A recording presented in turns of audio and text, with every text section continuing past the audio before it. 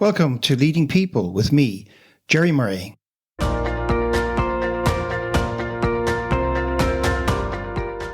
This episode of Leading People is brought to you by Wide Circle, helping you make better talent decisions.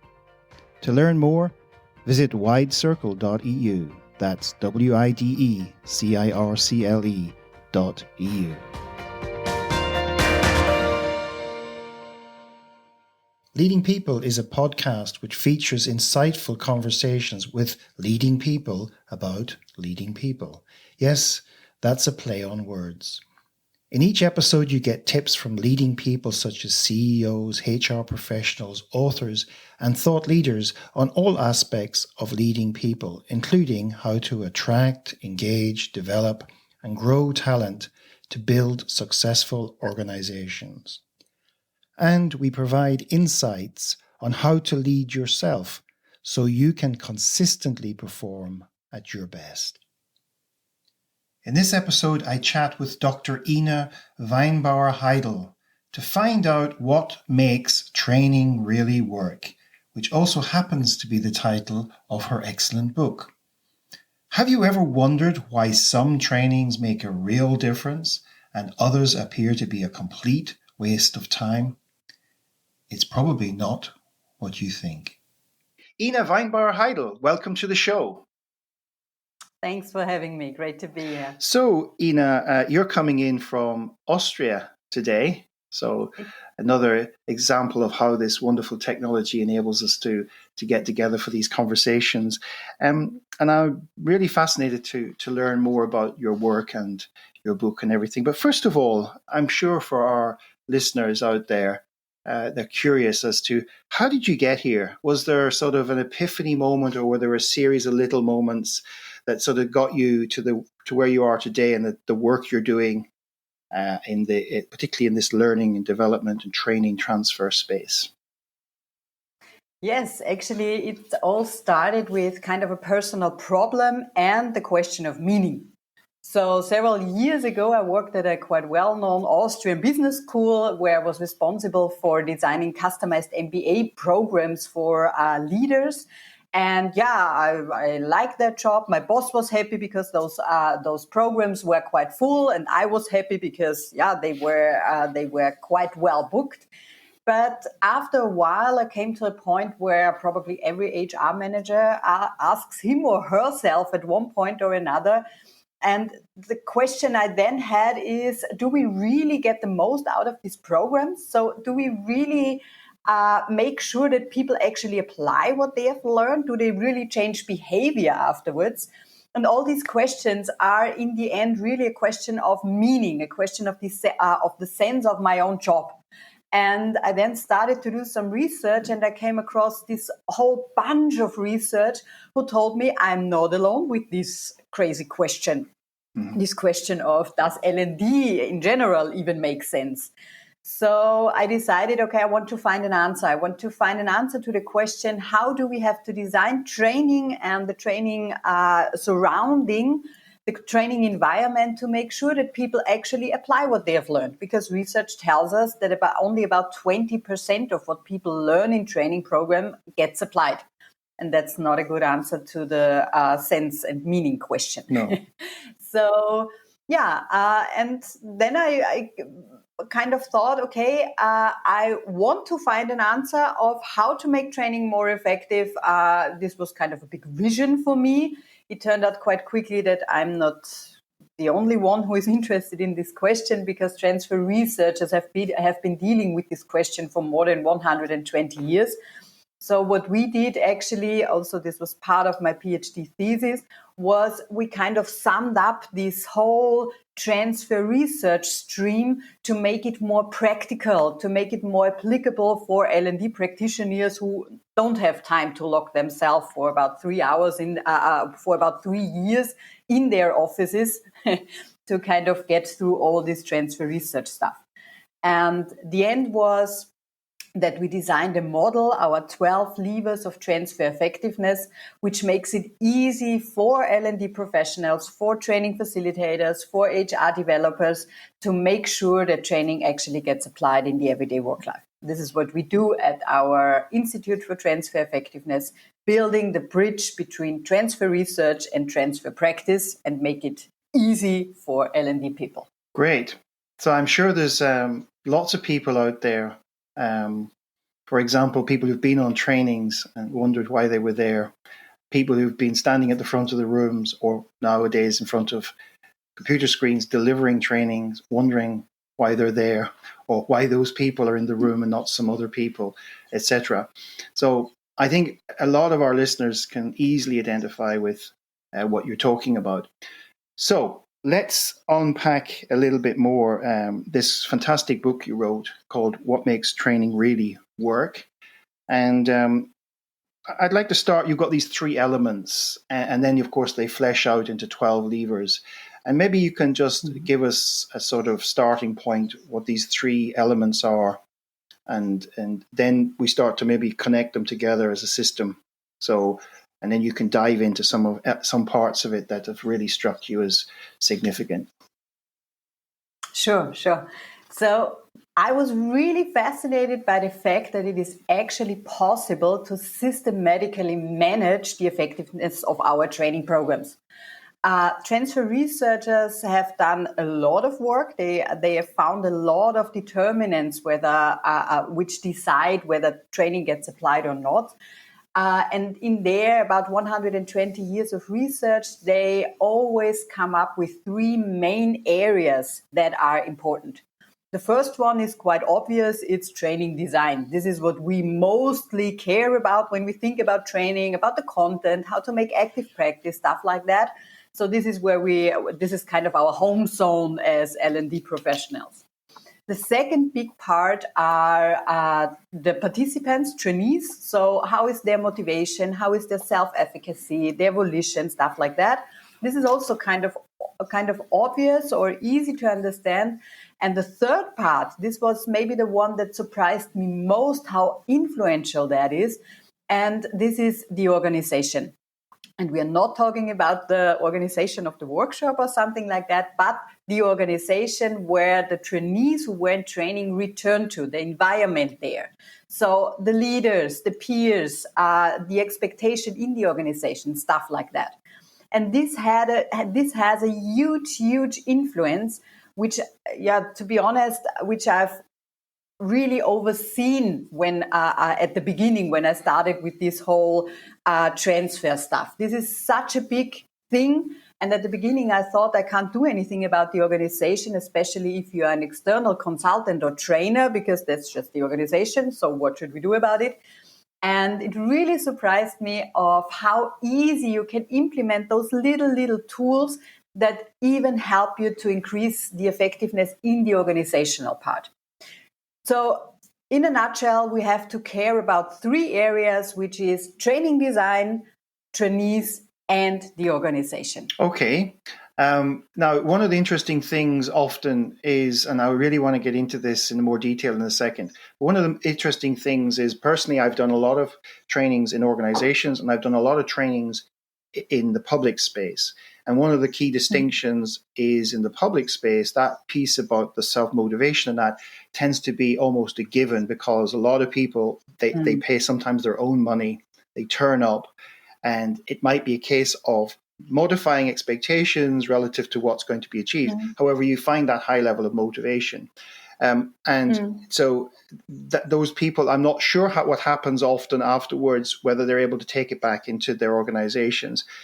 In organizations, we frequently find people who are sent. And so I guess there's this element of there is that whole self-efficacy motivation thing, that whole thing kicking in there. But I think the most telling thing is this, what happens afterwards, because a good trainer, a competent trainer with good training design can usually get that motivation they can encourage that whole sense of belief in oneself, during a training. And at the same time, it can be kind of, to use a word, sort of maybe a crass word, but can be shattered when they go back into their organization. Exactly. So let's talk about these organizational factors, because that's the system that holds everything in place. And people can want to do things, and can even have the right attitude, but sometimes they're prevented from doing them by systemic forces. So maybe sort of unpack that a bit, give us some examples, because I'm sure a lot of people out there are really curious about unlocking that potential in learning transfer. Yeah, definitely. Yeah. So there are actually 5 levers in the organization that we need to care about in order to make transfer happen. And maybe I go with an example. So one lever that I get asked quite often is the support from supervisors. We know from transfer research, if supervisors support the application of what people learn in training programs, it really, really increases transfer. So you can't do a training or hardly a training without the support from supervisors. So the question behind this lever is, how can we get supervisors on board? This is quite hard for several L&D people because sometimes they have tried a lot of tools, a lot of ideas. And at the beginning, I also thought, okay, we have to do, really huge stuff. We have to do big workshops and establish new transfer projects, which also include the supervisors. Yeah, what I learned from practice is that especially these huge things make it really, really hard for managers, for supervisors to be part of the training process. So in the end, we need to make sure that supervisors understand 3 things. The first is how important their role as transfer supporters is. Most of them don't know about it. They often have this idea in mind, okay, I sent my people to the training and then they come back repaired in a way. So kind of behaving differently in the way I would love them to do. But it's the trainings, the L&D issue to make sure that works. And we need to make sure that supervisors understand, okay, it's my job as well. I'm the first L&D professional on site as a supervisor. It's my main job to develop my people, my team. And fortunately, I don't have to do it alone. I can fall back to the expertise and the know-how of our L&D department. But I have an important role. That's the first point. The second thing is they need to understand or they need to commit to the training itself. So they need to understand what is in for me. If we do a training program where the supervisors don't have an idea about why should my people go there, this is in my mind a waste of time and money, then it will be hard to get the supervisors on board. So we need to make sure that they see, okay, it has an impact on me, on my team, on my performance if I have competent people and if I support this training program. That's the second thing. And the third thing is we need to make it easy for the supervisors. So as long as we kind of tell them, okay, have a big pre and post-training discussion before and after the training with every employee that is going to a training program, this makes it kind of huge, and supervisors don't have time anymore, or they haven't even had it any time. So the big thing is they need to understand, okay, it's easy to be a good transfer supporter. And that's the reason why we as L&D professionals, as consultants, have to provide those very little and small tools that make it easy for supervisors to be good transfer supporters. Okay. I'll give you an example. So a lot of companies now use, for example, the self-check for supervisors. This is really, really easy. You just have to send an email to the supervisors before their employees go to the training program saying, your employee will soon be joining one of our training programs. These are the contents and targets. And attached, you also find a self-check by which you can find out if you are already getting the most out of your training program. Do the self-check and you will find out what else you can maybe do. Normally, supervisors are then quite curious and they do this self-check.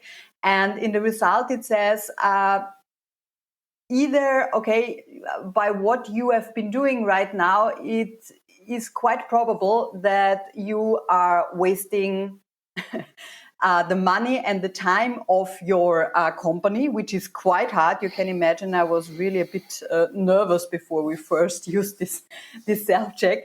Or, of course, if supervisors are already doing good stuff, things like, okay, I have talked about my expectation with my employees. I have discussed where the opportunities for application are after the training program, stuff like that. So this is research-based items.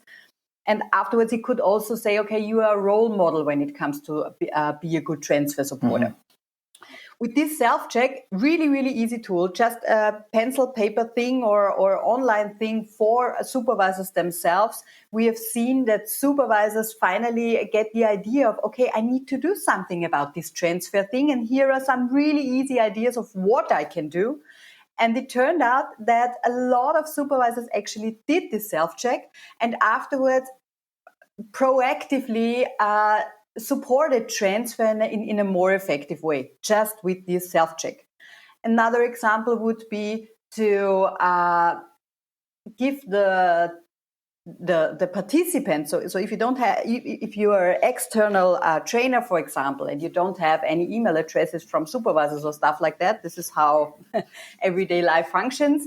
Then you can even send your participants an email beforehand and say, okay, go through these 4 questions with your supervisor as a preparation for the training program. So this is kind of a prep work, and share the learnings from this training with from this pre-training discussion with your group.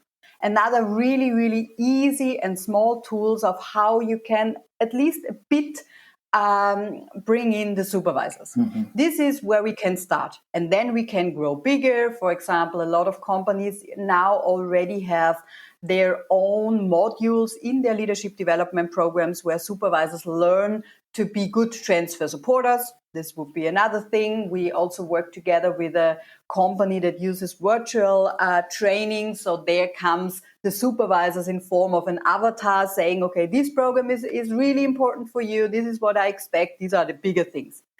But my biggest learning here was that we can start really, really small with tools like have a 15-minute conversation, a coffee talk between you and your supervisor, and then grow bigger and bigger and bigger so that it stays easy for the supervisors to bring them on board. So I'm also hearing a little bit that you make it a joint responsibility that the trainee person going on the training can also stimulate this conversation and should be encouraged to stimulate the conversation with the supervisor, and not just the supervisor has to do it, because as you say, when it's busy supervisor, this can go down the priority list and then not get done in advance, right?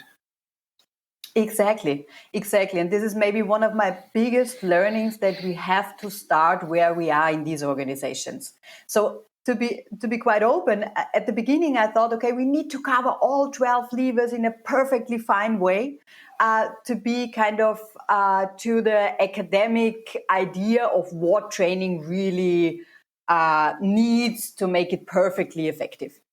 But we don't live in a perfect training world. So it's quite hard to make sure that we cover all 12 levers perfectly. Mm-hmm. And companies are on different levels of transfer mindset. So we need to start really, really small, need to start where we are. We can start with the participant, with the organization, with the supervisor. So start where you are with very, very small steps. This is maybe one of the most practical learnings I got from about 10 years of this transfer practitioner stuff. So I'm sure a lot of HR, learning and development, L&D people out there are relieved to hear it, that you can get started easy. So that's a great tip. Not try to invent some big, complicated, complex forms, and also just start with something very simple to engage those supervisors, because part of what you're doing, isn't it, raising awareness, just getting supervisors to think a little bit differently, that my person is going on a training next week. Actually, why are they going on that training? Is it useful? I mean, I signed them up for it 2 months ago. What was the reason for that at the time, etc.? Kind of classic things. I have another little question for you that comes up. I've had this in some organizations, and it's related to supervisors. You know, somebody will go through a training. I've had this several times, and particularly either halfway through or towards the end, that you'll get this sort of somebody will go, or something like this in the room, and you go, what is it? And they say, you know what? I've just realized my boss should be on this training.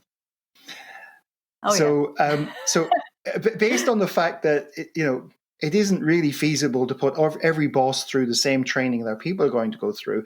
What have you seen organizations do, let's say a step beyond your earlier suggestion, where are they running certain types of seminars, etc., to brief supervisors on, the whole idea of learning transfer and the whole concept of, because you're talking as well earlier about getting a return on investment. Now that can work both ways, because if there's a chargeback policy in an organization, then that becomes more meaningful. But if L&D just has a budget, or whatever they call the training department, then often supervisors just go, well, I can draw down on that. So talk a little bit around this. What are other organizations who might be another step ahead doing to prepare supervisors, to give them a sense of value? I mean, I'm thinking even, are they developing trainings in how to be a mentor? I don't know. Just talk a little bit about what's going on in your observation out there. Yeah. So again, coming back to your example, participants realize my supervisor should be in the training as well. Again, here, of course, you can start really, really small, just by, for example, as a training facilitator, you have a management summary of every training module, which you can hand out to your participants in order so that they can give it to their supervisors, or as a training facilitator, you can even send this management summary of the main contents, of the main learnings in this training to the supervisors, maybe together with 2 or 3 questions in terms of discuss this with your employee when he returns back from the training program, so the supervisor feels involved. These are the really, really small ideas that you can use. And again, you can make it bigger by, for example, a cascading trainings. So if you have a big mindset shift in the organization you want to reach, a big change, which we quite often have at the moment, then of course we can start to do our training programs before for the supervisors, then afterwards, or sometimes they even do it together with the employees. So train a bigger cohort and make special modules for every role as well. So to make sure that supervisors really understand their role of transfer supporters, for example, or you can give them the training itself, but also how to now make sure that it really gets applied by the employees as well. So what can I do as a supervisor to make sure that works? So this would be the huge thing. And again, I'm absolutely convinced that we need to make sure that we start where we are at the moment. So every trainer can make a kind of cheat sheet for the supervisors. I even have seen that there was an interesting example as well. A training facilitator wrote a kind of letter of recommendation to the supervisors after the training. So your employee has learned some very, very new and amazing skills of how to use this new digital program. And then the training facilitator says, okay, dear supervisor, your employee now knows how to do this and this and this and that. And this is why you can use, or how you can make use of his new skills. And this was also kind of a surprise for the supervisors. They got curious, and then, of course, they encourage people to use it. Yeah, so there's a certain message there as well about not just seeing a training as a linear exercise where person X is somebody signs them up, or they sign up themselves, they go on the training, they come back to their work. There's a holistic aspect to this, isn't there? Where and actually one of the things I personally have been doing since about 2014, 2015 is I build online modules that can be watched asynchronously, whatever you call it, asynchronously, whatever. You don't need to watch them at the same time as the training, but you can build into an app very easily, into a learning app, that here's something you can watch about this training because of your people are going on this training. And you could do that for peers. You can do it for anybody. So it doesn't even mean that the person, like the supervisor, has to be available on a fixed time and date to get a sort of briefing. So we can do a lot of things today with modern technology to do this. Exactly. I want to touch into something here which I think I found fascinating in your book, and I think is quite relevant to this whole transfer. You make a fantastic distinction between active learning and active practice. And could you Oh, yeah. could you please, because I have found that absolutely brilliant to know about. Now I found out that I've been doing it for years, and yet at the same time I deliver trainings where we do a lot of active learning, and I'm finding the more I can get the active practice in, the better the outputs I'm getting of those, and the engagement after the training. So tell us a little bit about that. Yeah, so thanks for bringing that up. So the lever of active practice is one lever in the training design field. So the supervisor was one lever in the organizational field, and now active practice is something in the training design field. And this is maybe one of the most misunderstood lever of all, because you won't find any training facilitators who say, I'm not doing active practice / learning in my training programs, because we do a lot of interactive things, a lot of group works and stuff like that. And this is perfectly fine. This is wonderful. But what we know from transfer research is that the main question or the main task we need to do is to make sure that people practice in the training exactly that kind of behavior which they should show afterwards. So, and this has two implications. The first is we need to know what is the success critical behavior afterwards. And this is a hard task sometimes. So, for example, a presentation training, participants come back to the training program and need to deliver a convincing presentation. That would be the success critical behavior. And we need to think about that beforehand. The second thing is then we, of course, and this is how most training functions, we now can, of course, deliver theory on how to make convincing presentations. We can even practice presentations in a kind of nonsense way. So just bring up any topic and make a good start out of this. This is what people normally in training then do.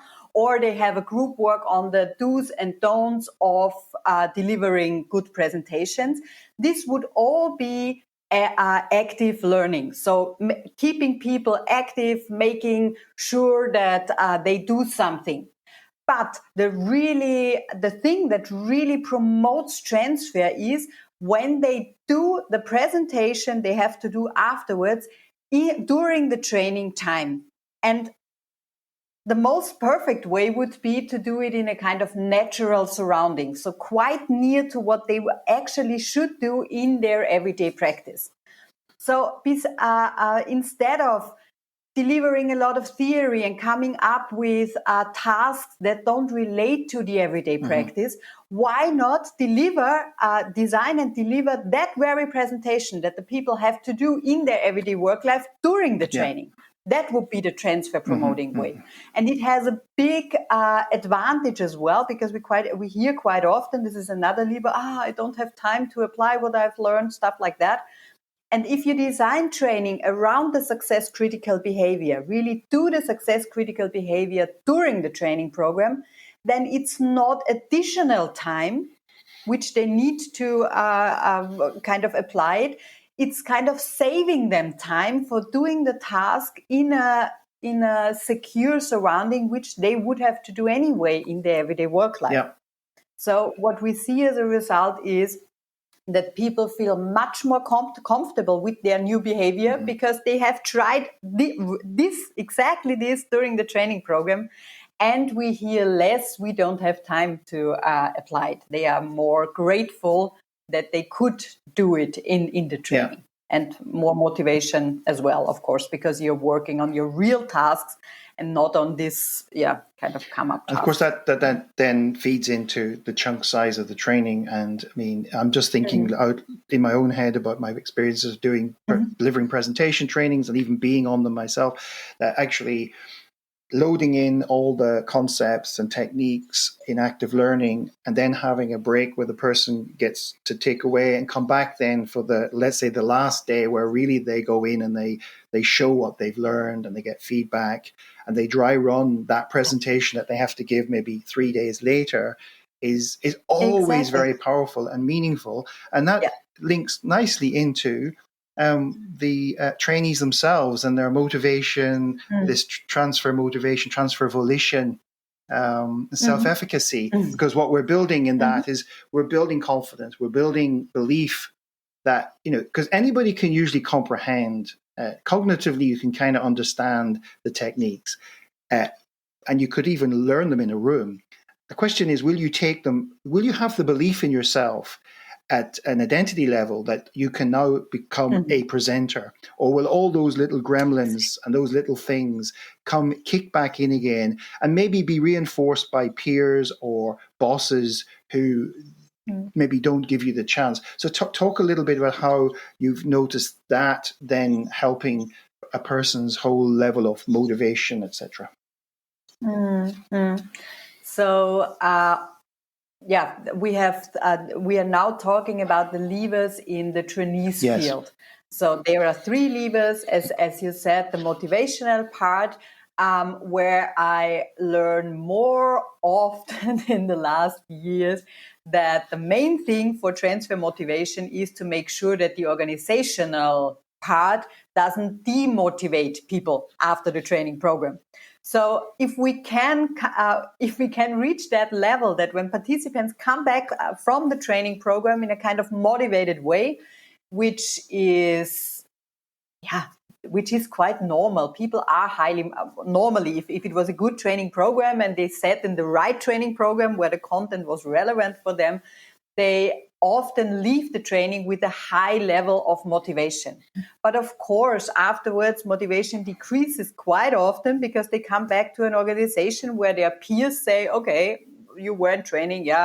It's nice what you've learned here, but we won't change anything afterwards just because you were in the training program. This is a big demotivator, of course. So a huge thing of motivating people is to make sure that the organization doesn't demotivate them. And we can reach that by making sure that people, our participants, plan really precisely at the end of the training programs what their next steps will be. This touches an additional lever, which is transfer planning. So to think about, okay, which kind of next steps, really, really small steps, can I take even in my organization where hardly anything is possible? So what can I do? Where am I convinced that this is a step which is in my circle of influence? And if you can figure out these very steps together with the participants, so don't say, okay, think about this next step when you leave the training room, because they won't do it. There's a lot of work on their desk when they come back. If you can think about this in the training program, that highly increases transfer motivation. And also this idea of self-efficacy, which you were talking about, another lever. So the question of, do I feel competent enough to really apply it? Again, this is really a question of, okay, what are my next steps? Where do I get help? How can I make sure that I get support from the peers, from the trainers, stuff like that? So the third part is then transfer volition, the question of whether people stick to their plans or kind of get away from it. And there are several things as well here, several small steps that you can take here as well, which are, for example, triggers or follow-ups or a peer group that supports me and reminds me of, okay, this is what you planned, what are about your plans. And again, when we think about transfer, we can again say here, okay, these things like follow-up or peer groups are not additional tasks. These should be part of every training program. It's not additional investment, and it should not be, okay, voluntarily just drop by if you want to come to the follow-up, because this signals, okay, it's important that you are in the training program, but following up on it, making sure that you have actually applied it, is not that important anymore. Mm-hmm. And that would be a big mistake. Yeah. So these are just some ideas of how we can address these three levers. Yeah, one of the things I found to work very well is to build in some post-training coaching with the trainer, being me, because sometimes in a room a person isn't so comfortable to expose themselves to things that maybe they're not fully understanding or whatever. And I found that to be incredibly powerful because you give the person some. So I always have at least 2 sessions because I know that the first session might be a bit more exploratory, but they bring, actually what I found is people will bring the active practice. They'll say, I worked on this in the training. I just want to check some extra things with you before I actually hit my green button and activate this, whatever that means. And often then the second session, they bring you something new that is similar and say, I'm about to do this. I just want to walk through it with you. And once again, we're looping back to this whole motivation, the volition, the self-efficacy. And it's them, the trainee, knowing that they can come and have that conversation. And of course, one of the challenges anybody faces who's proposing training programs is this very compartmentalization of budgets and various things. So you come in and you say, I offer a training program that has online learning support plus coaching, just take simple, plus the workshops. And then they go, oh, well, yeah, well, the budget for the workshop sits over here, but the coaching sits over there, and we're not sure what to do with the digital bit. And then all sorts of other things evolve from that. And that's because not taking that holistic view, which is, not seeing this as a sort of discrete event. This is a tendency, is to see these things as discrete events. They're journeys. People are on a journey, and when the end point of the journey or the key first destination is known, the stop-off points along the way are easier to calibrate, because then you can say, am I on the path I need to be on to get to that end point? Yeah. But you make a fantastic. I'm sorry I got some beautiful things from your book, and I'd really encourage anybody out there who's listening to this to go out and buy this book. Particularly, you don't have to be a trainer, although you'll benefit tremendously. You don't have to be in learning and development if you're just curious about improving this in the organization.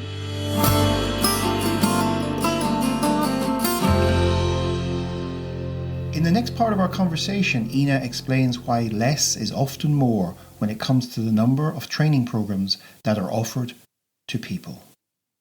One thing you mentioned was this tendency to create a catalog, and almost this idea of volume being the judgment of the learning and development departments of effectiveness, etc. Whereas you made this wonderful suggestion, which is less is more. Is quality over quantity. Can you just unpack that a little bit for our listeners? Thank you for bringing that up. So it's really interesting when you kind of come into this transfer perspective, and then you have several discussions with L&D professionals, because there is so much stuff routinized in the L&D business, which can or should really be questioned when we bring in this transfer perspective. As you said, for example, for a long time, we were all so proud on our huge and big learning catalogs. So the more trainings and seminars there are in where people can choose, and the more training they consume, we have KPIs like the hours that participants spend in training programs. The huger, the better. From a transfer perspective, this is strange, because being in a training is also a huge cost. It costs time, it costs money. So why is a key performance indicator the hour of numbers in a training program, while the effectiveness and the application of what is learned is not measured at all?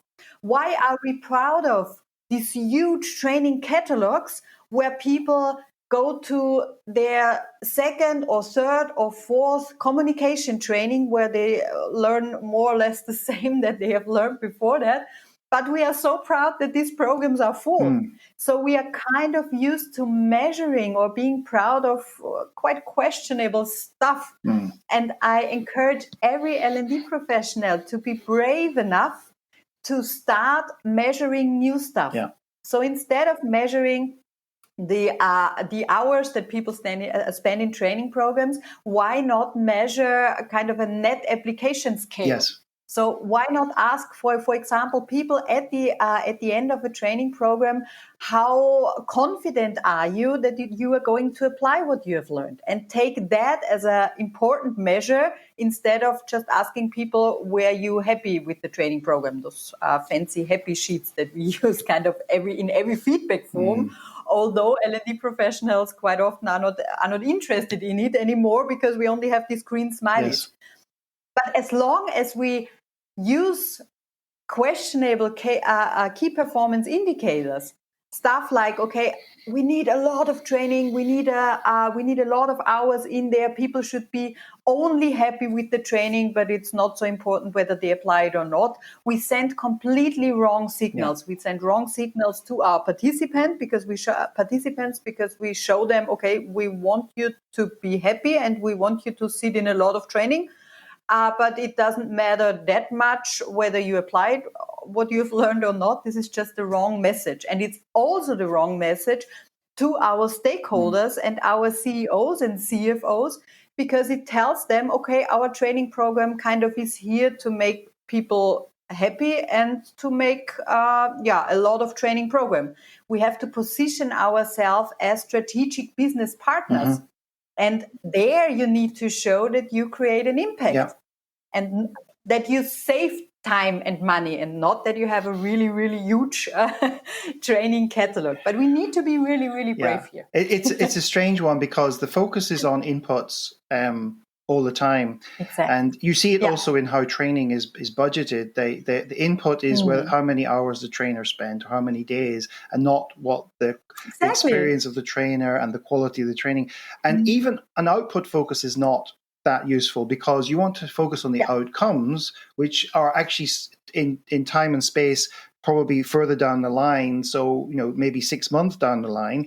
And if you think about it, nobody would run a factory like that, where they focused on putting as much stuff on the production line as possible and buying as much stock in the hope they might use it, and then produce products that might not sell on the other side. And this is another thing which I'm sure some learning and development professionals might chuckle, and I'm sure a lot of trainers might not chuckle, is this: a lot of L&D professionals spend their time cancelling trainings.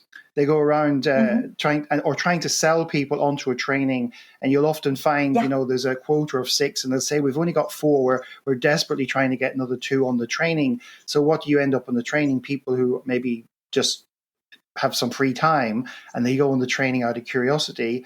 And the other thing is, if you work as a contract trainer, there's all these clauses which say we can cancel the training right up until 10 days beforehand. And so there's a motivation to make sure that that 10-day limit is the decision is made by that time. And that creates probably a lot of effort and work for L&D professionals, which could be allocated to the other end, as you say, redefining KPIs related to the outcomes and maybe doing some measurement around those, and not spending your time filling the catalog and then wondering whether you'll ever be able to run the trainings and get your quotas up, right? So the solution to that is to make the trainings more exclusive. So just, you have some examples about how to do this. Just give us a quick, in a nutshell, something that you've seen where this can be achieved, where the trainings, you have less trainings, but people really are demanding those trainings. So what I experience is just if you are an L&D professional, for example, just by coming up with the question, what should be the business impact of this training program? So which kind of KPIs, qualitative and quantitative, should be different afterwards? And the question of, okay, what are the success critical behaviors? Which kind of behaviors, dear stakeholders, do you want to see? These questions quite often have the result that there is no training done afterwards, because stakeholders come across this idea, okay, we want people, for example, to or we want the business impact, for example, to have less burnout cases in our company, then you ask, okay, which kind of behaviors do we need here? Yeah, I think, okay, I think we are not talking about behaviors here. I think we have other problems on other edges, structural problems. We have cultural problems, and this is not the main issue of a training, which you can solve with the training.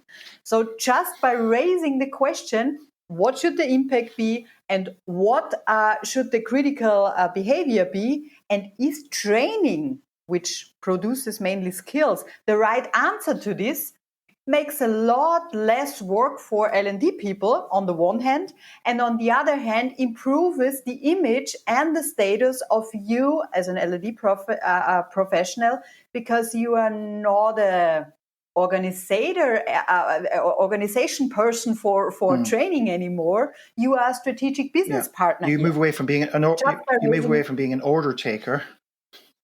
Exactly.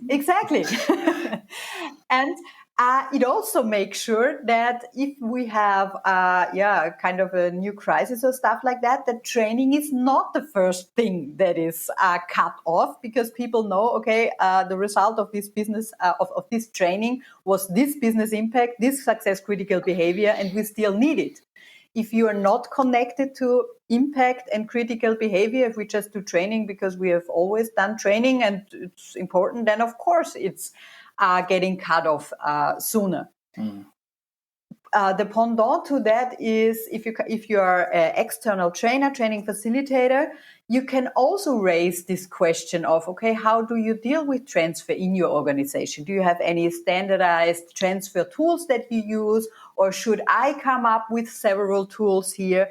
This again, and this I've seen that very, very often, brings a USP to training facilitators, which they have never had before. Before that, they were communication trainers who, have several models and several ideas to come up with, but they get a really special USP if they bring the issue of transfer to the tables and start talking about that and show that they have competence here as well.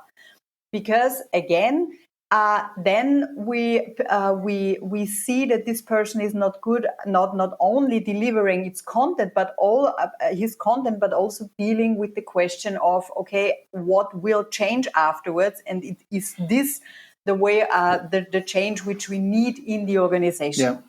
So I think it's a really, really big thing or an important thing that we just come up with the question of how should this training impact the organization, and how do we deal with this transfer issue? How do we make it work? Yeah, and I've had these conversations with training organizations who wanted me to do stuff. And I remember one conversation a few years ago was they said, well, we have two types of trainers that either work or don't work for our clients. There's the people who just rock up and deliver the standard training, because that's what the client says they want, a 2-day training, and they get their 2-day training. It's the standard, whatever, communications training. And then we have the other trainers, the consultative trainers, who actually go in and actually say, why are you doing it?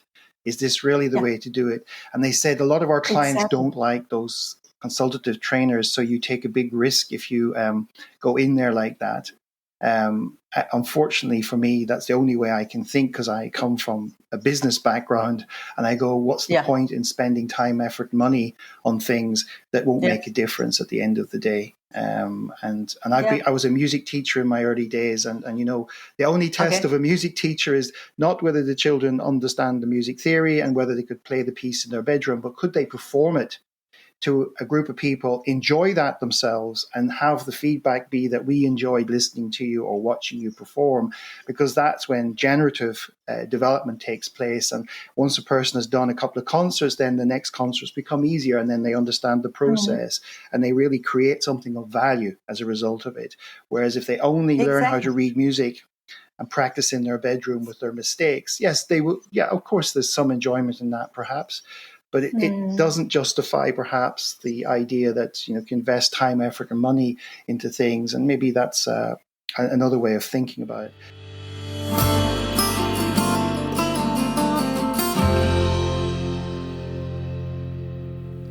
To end our fascinating conversation, Ina shares some tips that you can put into practice right away, whether you're a CEO, a learning and development professional, or a trainer. I'd like to finish with a couple of tips. Because it's actually been full of tips, and the book is full of. I mean, one of the great things about your book is you always start each chapter with an example, this sort of the contrast frame of the person going on a training or whatever it is, and you get the two sort of types. One is going to get the value, and the other one's not going to get the value. But if we're thinking about three groups of people now, the HR L&D community, CEOs or senior managers who are, or supervisors even, who are out there thinking, I'd really like to see any trainings produce more value. And then some trainers out there probably fascinated by this conversation. What sorts of, maybe even one tip for each group that you could leave them with now? Okay. Yeah. Wonderful question. Thank you. So for CEOs, I would give the tip to just dare to question the business impact of training. Mm-hmm. This is a hard question because sometimes we are used to, or we strongly believe in the impact of every training, and I would suggest that we dare to question it. So if you're a CEO, you could ask your L&D department the question, what is the business impact of this training program? What are the success critical behaviors we are aiming at? And start discussing this with your L&D department. This is maybe one tip for CEO. Don't just believe in the impact of training, question it. So if you're an L&D professional, I would also suggest that you start asking transfer questions. So for example, if a stakeholder, your sales manager, for example, comes up to you and says, "Dear L&D department, we need a training for our sales team, something for 2 days." Then I would also suggest to ask him, "Wonderful, we can prepare wonderful training for you. Let's figure out what the business impact should be, what the success critical behaviors are, and how we can make sure that we provide an environment that your people apply what they've learned." So just bring up the topic of transfer in your conversations. And if you're external consultant, a training facilitator, you can also come up with this question and kind of build up a reputation that you are not only a trainer who is good in his or her training content, but also really competent when it comes to transfer of training. So a question there would be, do you use any standardized transfer tools in your company, or should I come up with some tools? These are, for example, 3 easy tips for bringing it to the table. Well, that's fantastic. And that's probably a great place to end our conversation. I'll put some links in the show notes. And at the same time, perhaps you can suggest to people how they can get in touch with you if they want to now have a follow-up conversation or interaction with you. So wonderful. So if you're interested in hearing, learning, reading more about transfer, then let's start with the baby step, with the very small step. Just catch our book, What Makes Training Really Work, and get into the 12 levers. We also have, if you want to be in touch personally, we have a transfer fast track. This is a 3-hour online session where I show several cases of really transfer effective programs. And if you are really interested and want to become an expert in transfer design, if you want to get the reputation of, okay, if I want to know where to go to make effective training, I choose that very person, then come to our Transfer Designer certification program. We are a wonderful group of mostly international people in this transfer certification, where you really learn to build transfer effective trainings from the scratch. And I just go to our website, www.transfereffectiveness.com. Okay, all one word, transfer effectiveness. Okay. Yes, transfer effectiveness. And I guess anybody who wants to connect with you can also find you on LinkedIn if they wanted to ask you anything specific and connect in with you there. So without further ado, I'd like to thank you again for sharing your wonderful insights and your wisdom about learning transfer, training transfer. And as I say, buy the book. If you're listening to this, you'll learn a lot and you'll be able to transfer a lot of what you learn. So thanks again, Ina, for your time today. Thanks for having me. It was a pleasure. Thank you for tuning in to this week's episode. You will find details of what we covered in the show with links, etc. in the show notes. Please share your key takeaways from today's guest and let your friends and colleagues know about the podcast. Oh, and if there's a particular author or leading thinker you'd like me to interview, just get in touch and I'll do my best to get them on the show. This episode was brought to you by Wide Circle, helping you make better talent decisions. To learn more, visit widecircle.eu. That's widecircle.eu. Until next time.